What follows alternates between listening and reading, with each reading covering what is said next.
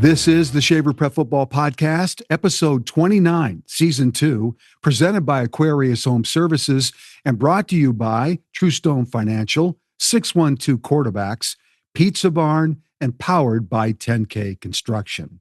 Week 1 of the Minnesota high school football season is in the books, and a couple of surprises.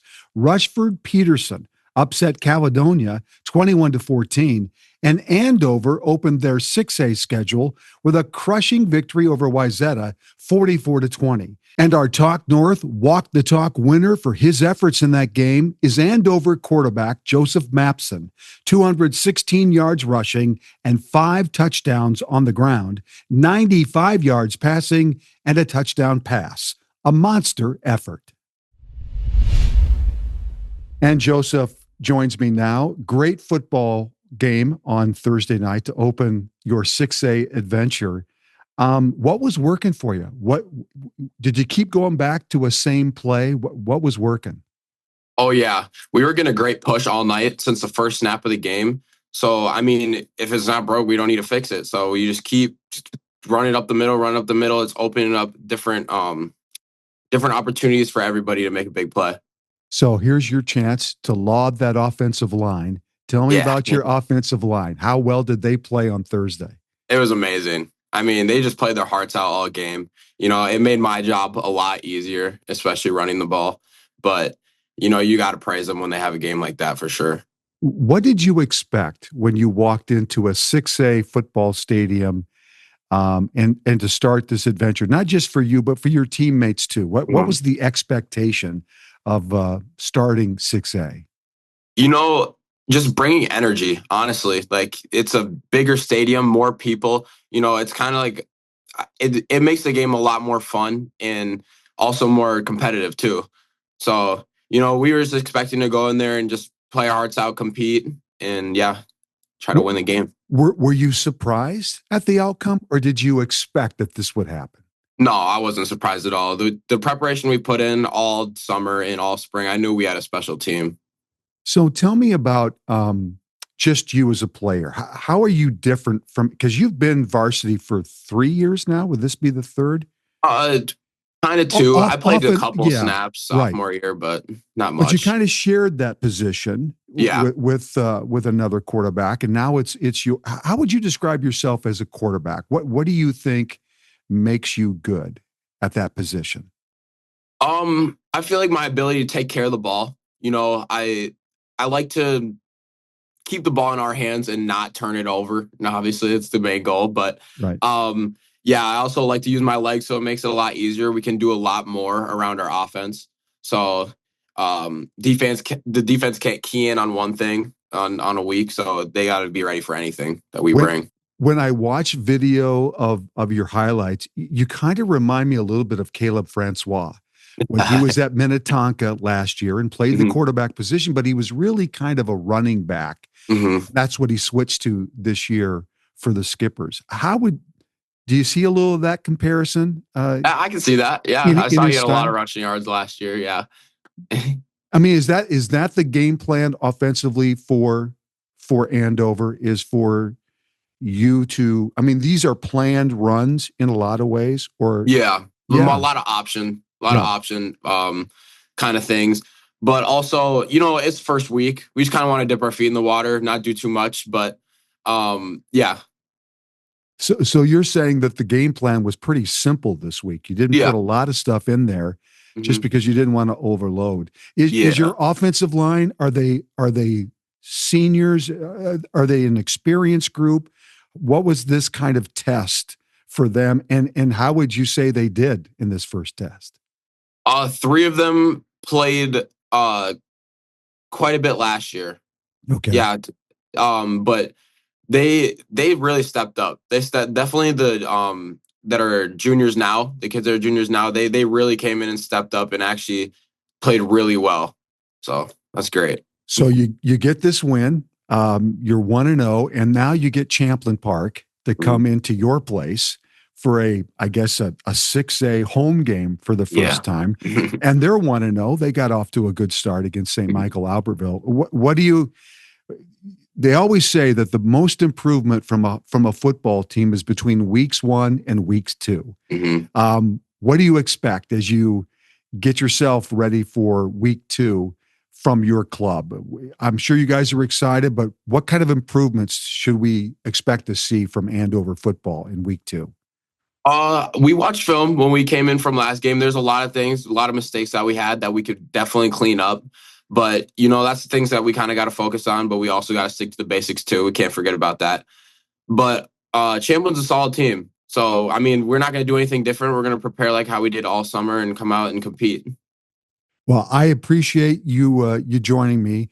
Joseph, Yeah, over 200 yards rushing and 5 rushing touchdowns on Thursday, and a touchdown pass as well. It's probably the greatest opening night for anybody in Minnesota high school football. And congratulations to you. You're off to a great start. Thanks for doing this. Thank you for having me. I appreciate it.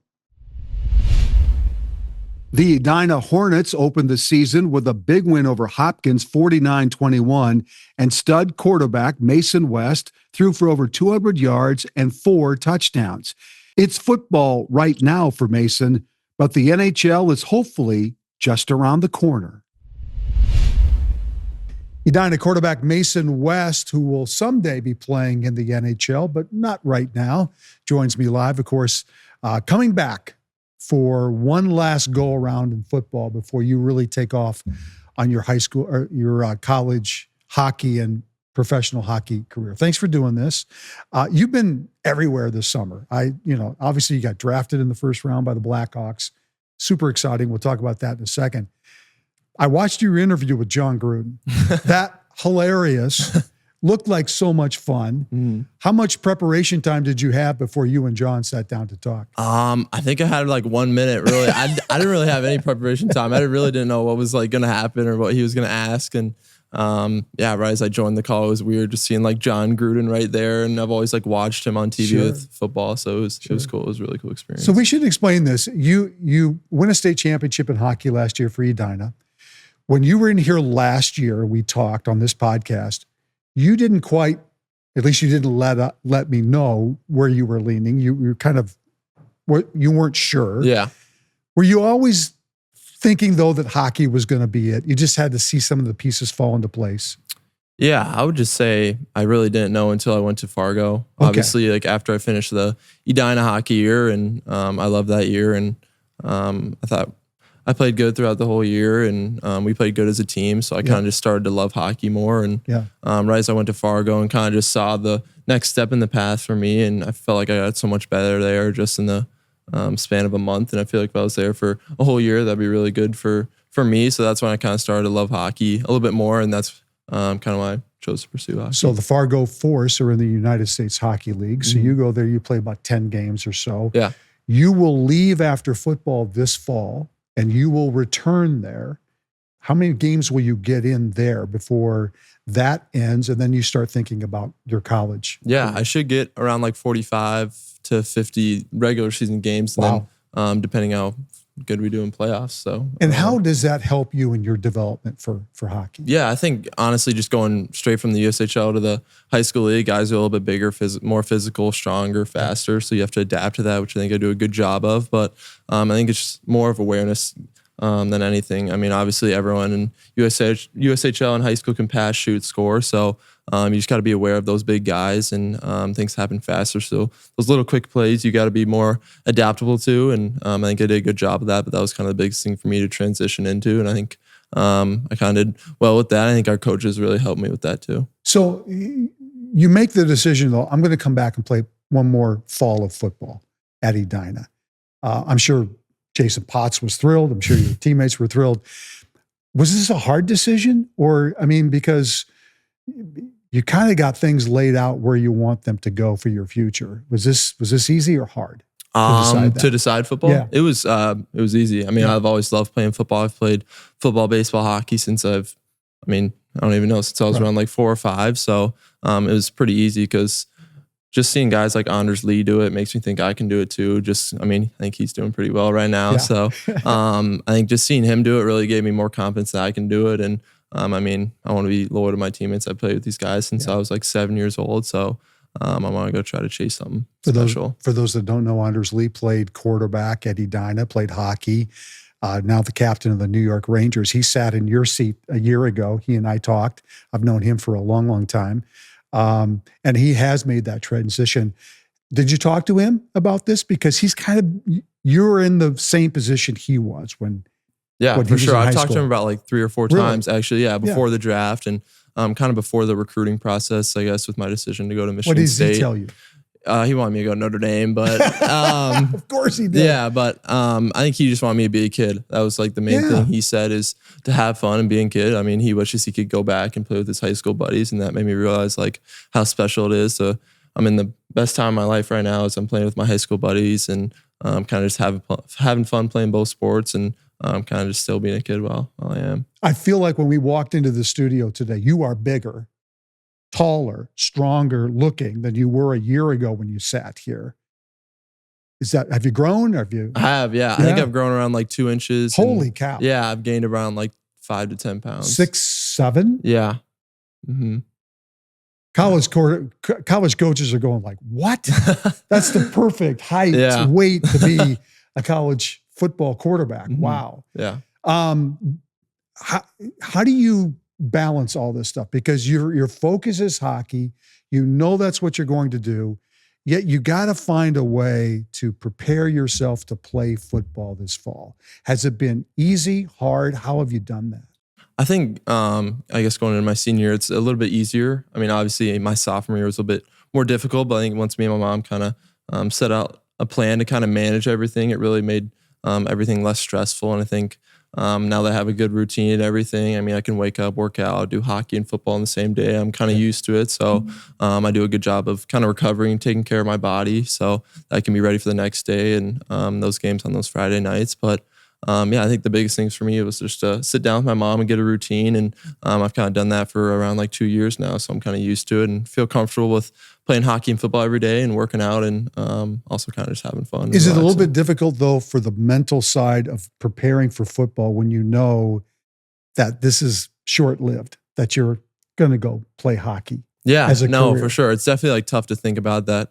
I guess like football will end this year and stuff like that. But that's how I want to make the most of it and work extra hard, be more detailed in every practice and watch more film. And whether it's talking to our coaches about what we can do better in practice or stuff that we aren't really doing that well. I kind of just want to really be detailed and dialed in on that so we can have a great year this year. And I'm excited. Take me back to draft day for the NHL. How exciting was that? It was surreal. Yeah, and it was really cool that I got to spend it with my family too. I think some guys didn't have their family there, so it was kind of nice that I got to have my family there and hang out with them. And I mean, obviously, I didn't really know where I was gonna go. I was kind of just there, and I was super blessed to be there, and obviously super blessed to be drafted on Friday in the first round. And I think the coolest part was just hugging my family with just how much they've done for me, and I wouldn't be here without them. So it's super blessed to have them in my life. And that was kind of the coolest part for me. Obviously getting drafted and walking up was cool, but I would definitely say hugging my parents just because how much they've done for me. So the Minnesota Wild, obviously the professional team here in town, but before that, the North Stars. And if the North Stars were still here and you get drafted by the Blackhawks, do you know what kind of crap you would be getting? Seriously. The hatred between those two franchises for such a long period of time was, it was brutal. Yeah. How they hated each other. We don't get that feeling now, but have you had some people say, the Blackhawks, really? Yeah. Right as I got home, everyone's like, I guess you gotta be a Blackhawks fan now because everyone's like Wild or some other fans think everyone doesn't really like the Blackhawks, but maybe try to love them up a little bit. Certainly a hated rivalry. What's in your head, because you're going to go play college hockey at Michigan State, that's the plan. In your head, what do you want that timetable to be to go from college to the pros? Ideally, what would you hope it is? Yeah, for sure. I like to stay in the moment. So I guess my answer would kind of just be, I don't really know. I kind of like being a kid and staying in the moment and having fun. And as I said before, I'm kind of in the best time of my life. So I'm kind of just focused on this football year and hockey year. And I think when I'm ready to go in, I'll go in and stuff like that. So I'm not too worried or stressed about that. I think you kind of got to focus on the main thing and keep the main thing the main thing. And I guess that's working hard tomorrow and getting a good workout and being really detailed every day. Well, we wish you nothing but the best. Thank you. You've been exciting to watch on the football field. You won a state title in hockey for Edina last year. You're off to bigger and better things, and we wish you nothing but the best. You've been great. Thank you. Appreciate it. Appreciate you doing this. We'll be right back. Let's look at your fall water checklist. If you check yes to orange rust stains, smelly water, and that funny taste, then you should get a new Kinetical water treatment system from Aquarius Home Services. Then check yes to worry-free drinking water, spotless dishes, and softer laundry. Get a free water analysis plus 36-month zero financing based on credit approval. Visit AquariusHomeservices.com today. Aquarius, earning the right to be recommended.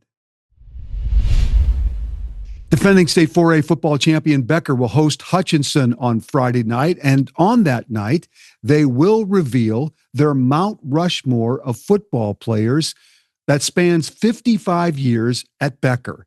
And here's the longtime head coach, Dwight Lundeen. So if they come to our first game on that September 5th, they can open up the program. They can see there's 55 special fun facts about Becker football. How many pork chops have we sold? And then we're going to introduce those 4 Mount Rushmore guys. And we could have had hundreds of people that could have gone on there, but the 4 people were outstanding role models for Becker football representing us. They all played great college careers, and they're 4 great choices. So I couldn't be happier with those 4. And no doubt on that Becker Mount Rushmore will be the great Dylan Radunz. Well, the NFL season is upon us, and the New Orleans Saints have a Minnesota connection on their offensive line this year. Dylan Radunz joins me now, the pride of Becker, Minnesota. And congratulations, first of all, because this is your first foray into free agency. You end up with the Saints after spending time with Tennessee. How's the transition from Nashville to New Orleans? Yeah, first of all, thank you. It's been interesting. It's a lot more humid, a lot hotter down there. Nashville's pretty hot too, but it's definitely been a weather change. I keep migrating south, especially being a Minnesota kid. I mean, I go up there and visit Minnesota, and I'm like, wow, the summers up here are definitely a lot better. But it's been good. The food down in New Orleans is great. The people are great. The city's got a great soul.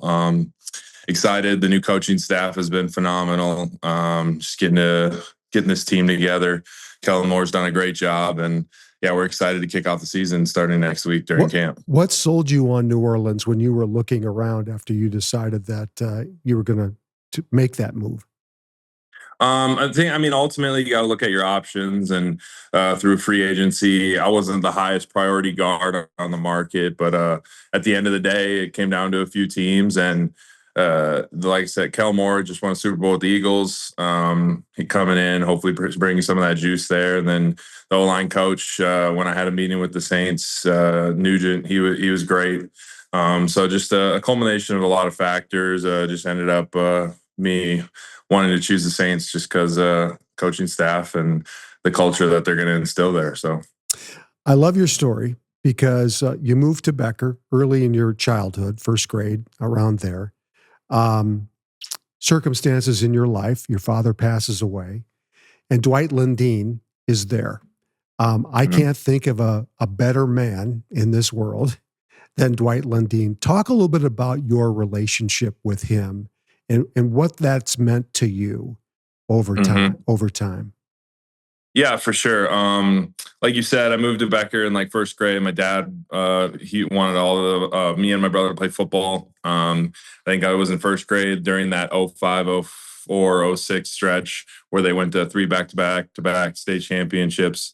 So my dad was like, all right, we're going to go play for this guy, this school. They're very successful, all that stuff. And then like you mentioned, dad passed away just before my 7th grade year. And then, that youth football program from 7th, 8th, 9th grade. And then when I got to even in 9th grade, when Dwight was looking at us and whatnot and watching us, you just felt his presence. And then getting into varsity and junior varsity, just having him as a presence to guide me, as a father figure, being that I didn't really have one in the household right away after my father passed, and then having Troy Robinson in there as well. And I mean, Håkon Bankston, and I mean, even other coaches in other sports, Josh Erkey in that school. I mean, I had a lot of father figures going through that school. And I think a lot of it is the culture that Dwight started. I mean, he's the only head coach that Becker football's ever had. So just the culture that he's been able to instill in that Becker community and that youth sports program has just been unbelievable. And I'm definitely a product of it. I'm a product of what he's able to do. And I can't thank him enough for being the father figure that I needed growing up. So talk a little bit about between your junior and senior year. You jump in a car with Dwight and you guys go visit college campuses as you're starting to figure out where you're going to go play football. What was it like traveling with Dwight Lundeen from, like, I don't know, was it Colorado and Ohio State and for all sure. of that? Yeah, traveling with Dwight was awesome. I think one of the hotels we stayed at, just you realize how giving and helpful of a person he is and how much he cares. Like I think it was like there was a light out in the hallway or something, and before you know it, Dwight's up on a ladder helping one of these hotel employees change a light bulb and stuff. And it's just incredible the things he does for others and just the giving spirit that he has. And I don't know, I've got a few videos of Troy Robinson was on that trip too. He was sawing logs in the back seat of the car. So yeah, just having those two guys guide me through the recruiting process that college was so helpful in making my decision to go to NDSU. So, and NDSU turned out to be just a great place for you. It's amazing to me. I look at you go to NDSU, you win what, 3 national titles, right? Correct. Probably should have been 4 without COVID. Without COVID. And your football, your junior year, you win 13 straight games and a title. Your senior year, you go 13-0. You hardly ever lost a football game in like 5 years, right? Correct. I think the stat, if I played in the game, I lost the first game of my junior year of high school, Minnetonka, and then I didn't lose another game that I played in until I got to the NFL. That's insane. Yeah. Yep. So Minnetonka was my last loss, and then my first loss that I played in, I think I don't remember, maybe the Cardinals or something. Yeah. But yeah, when I got in the NFL. So yeah, it was a crazy college career. So like from 2014 until 2021, that was a 7-year stretch of football where you went undefeated. That is absolutely crazy. I know you were a 3-sport guy at Becker.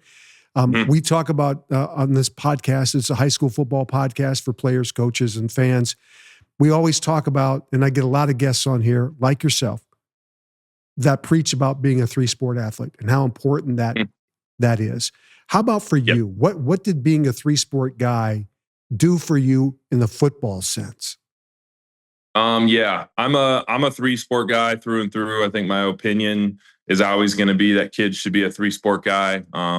That's not to yuck anybody's yum. And if it works for you, it works for you. But in my opinion, I think 3 sports is the way to go, especially from a younger age, middle school, even beginning of high school. Just the way you develop and you learn different ways to work with teammates in other sports. You learn different abilities like basketball. Basketball defensive-wise, I'm an offensive lineman in the NFL. Playing basketball, it's basically the same thing.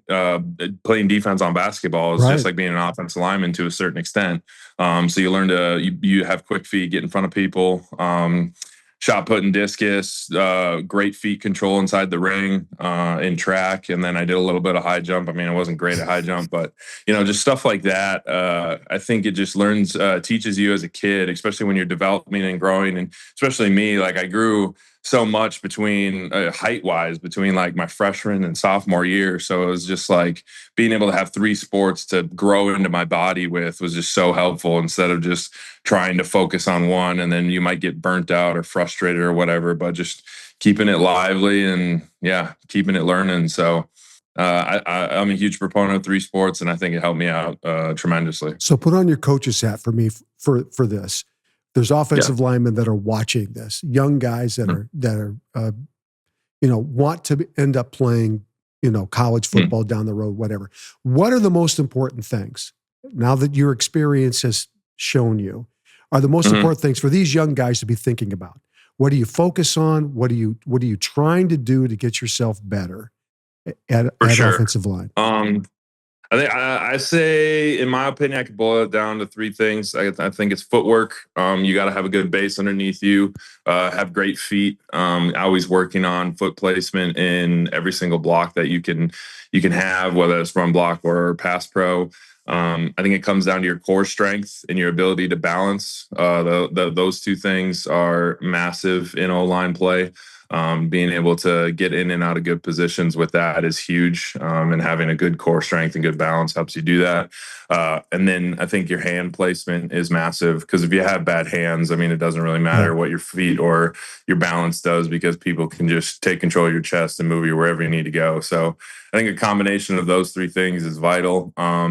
Weight room's obviously important, but I think technique wins overall if you're slightly not as strong as your opponent. But ultimately, it comes down to a lot of those techniques and, like I said, core strength. So, when you think of Friday nights in Becker, what do you think of? Black Betty and probably pork chops.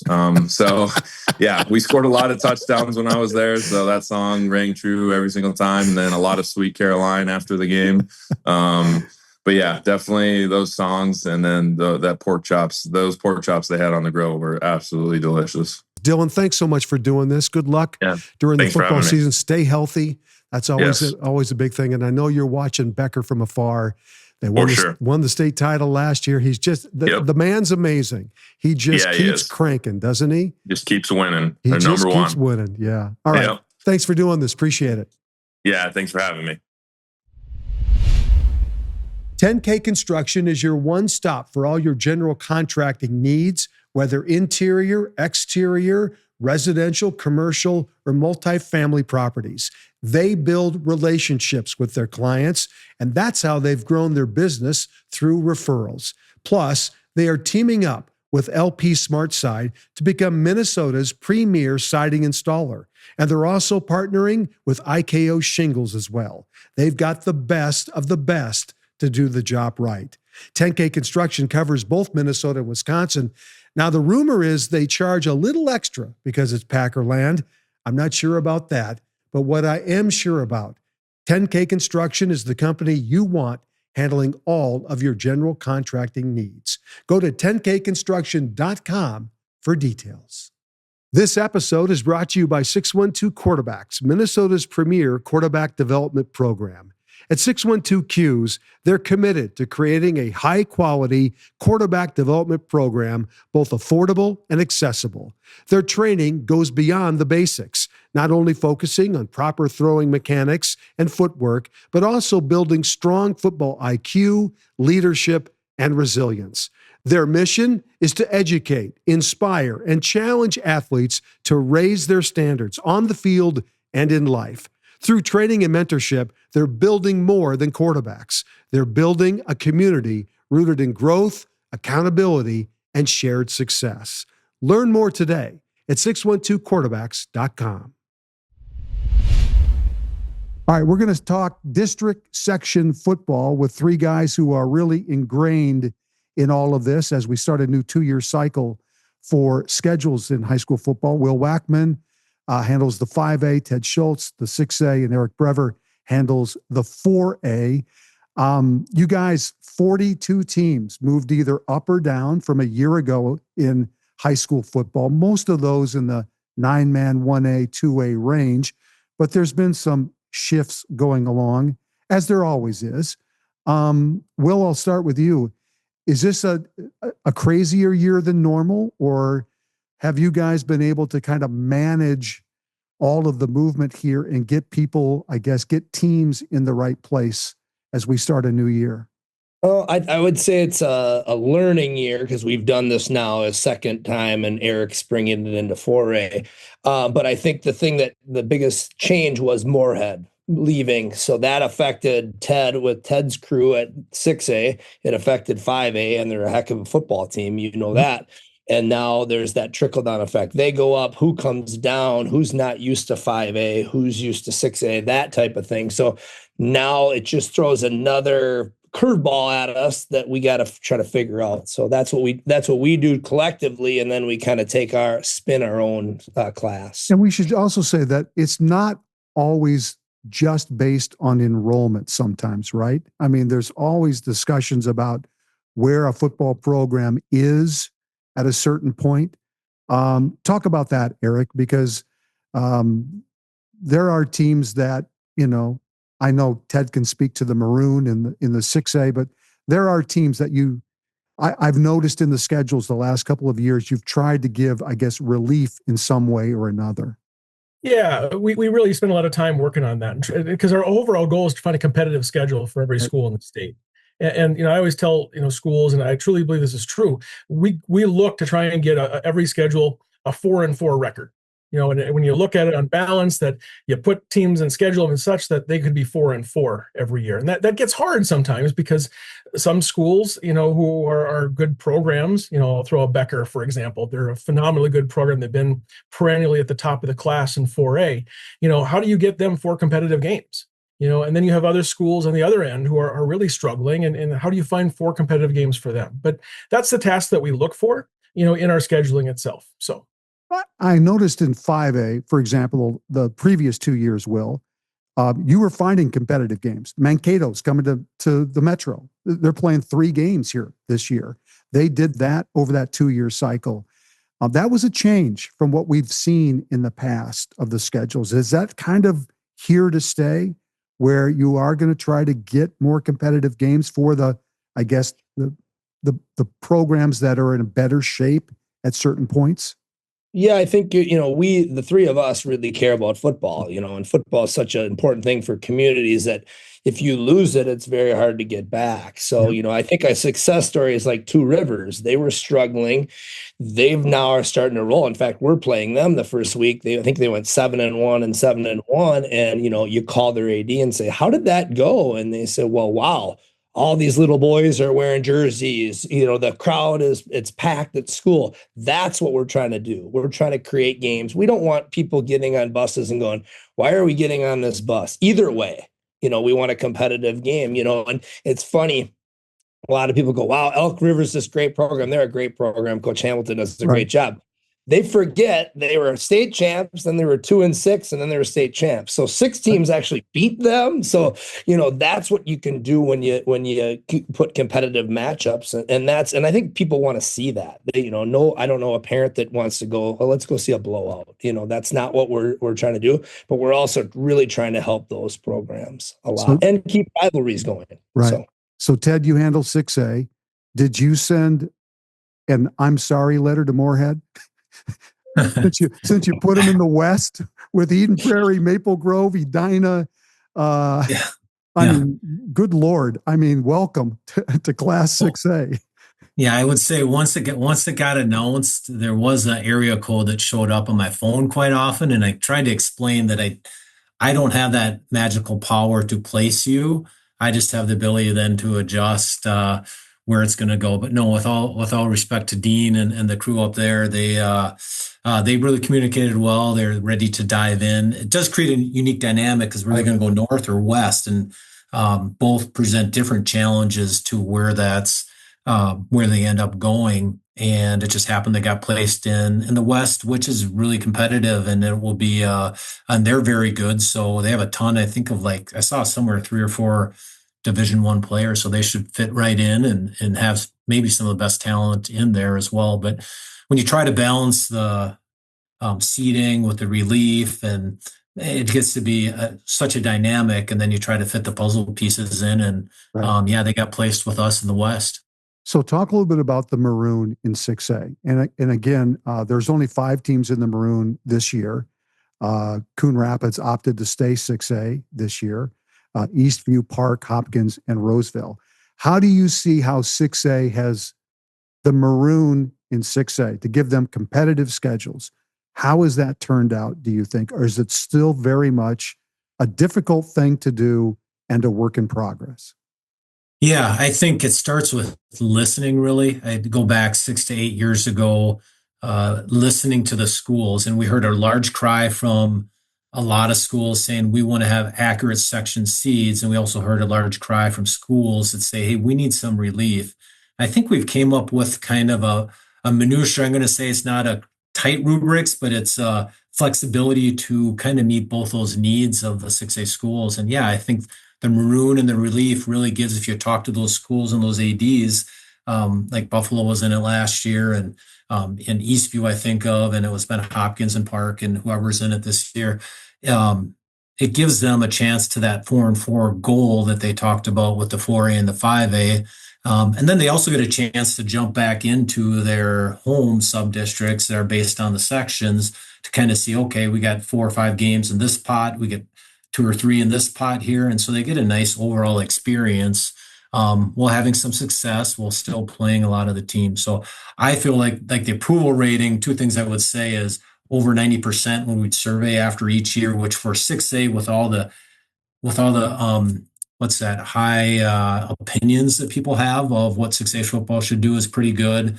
And then when we voted, only one of the 32 schools voted against the schedule. So that's a remarkable agreement from a lot of opinions and a lot of different viewpoints. So I feel like we got it's not perfect, but we have a nice compromise for everybody.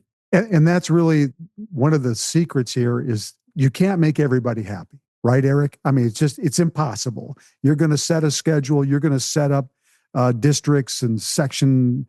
Not everybody's going to be happy with it, but the goal is to try to make it as fair as possible. That's the secret, right? As best we can. I mean, the Skyway, for example, which is predominantly a 4A district itself, we have 53 schools. So you got a lot of opinions. And what's crazy to me, and I know Will and I have talked about this, Ted and I have talked about this in the past, but it's always crazy that you talk to the coaches, you talk to these ADs, and every year of the 53 schools, 45 will call you and say, we're not going to be as good as we were last year.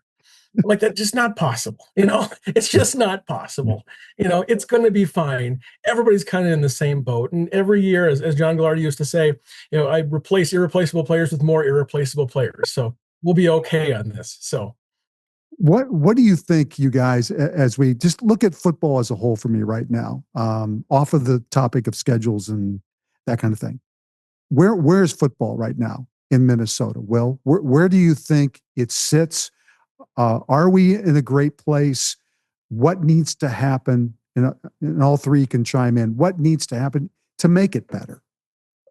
I think it's never been healthier. I mean, just nationally too. You look at the Vikings and down to what Coach Fleck's done, and our NDSU takes a lot of Minnesota kids, and they're in South Dakota State, and then you got our MIAC throws out national powers. Then you get to high school, and it's never been safer. The coaching's never been better. I mean, in our community, we've never had as many kids out. I mean, it's blowing up, and that was a big change. I think the awareness has MFCA has done a good job, the awareness of things like that. And actually listening, here's what we're going to do. Football's coached differently. It's played differently now, and the athletes are so good. So I think it's just going to keep growing and growing and growing. That's my personal opinion, but these guys might have a different look. But Ted, what do you think?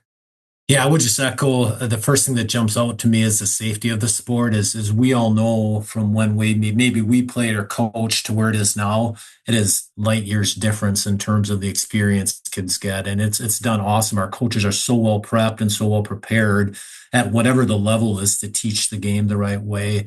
I think that's the first thing that jumps out. So football very healthy there, and the second thing is just Friday nights. Like if you go and check out any of these sites from 9-man all the way up to 6A, you're getting an awesome student experience that encompasses the community and the school community. And that's what high school sports are all about. That makes it really special.